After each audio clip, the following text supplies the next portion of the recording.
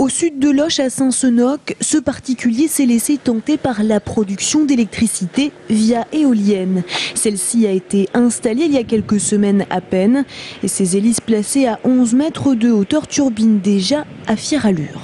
C'est vrai que c'est un projet qui a été commencé à être viable en milieu d'année dernière. Ça faisait encore 1 an avant ça où j'ai cherché. L'avantage avec Internet, c'est qu'on peut apprendre beaucoup de choses, on peut savoir plein de choses. J'ai fait différents devis vis-à-vis de ça. Ce qui m'a incité aujourd'hui à la poser, c'est que je suis sur un domaine venteux en permanence, pas très puissamment venteux, mais en permanence. Aucun obstacle à l'environ, ce qui fait que l'éolienne a une production théoriquement pas permanente, mais en tout cas 50-60% sûr de l'année, elle va tourner, quoi.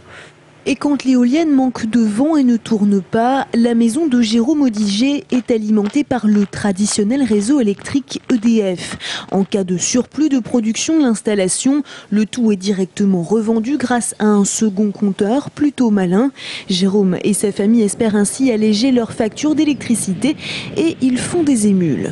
On a aussi bien sûr donc, des particuliers, des agriculteurs, on a aussi de plus en plus d'entreprises qui sont intéressés par mettre une éolienne, par exemple sur le parking de leur magasin, à côté d'un bâtiment, à côté d'un hangar, etc., pour à la fois réduire leur facture et à la fois communiquer sur leur engagement environnemental. Pour Jérôme, la facture s'élève à 22 000 €. Il pourra bénéficier d'une réduction fiscale de 8 000 € sur son installation. Une installation plus simple qu'elle n'y paraît.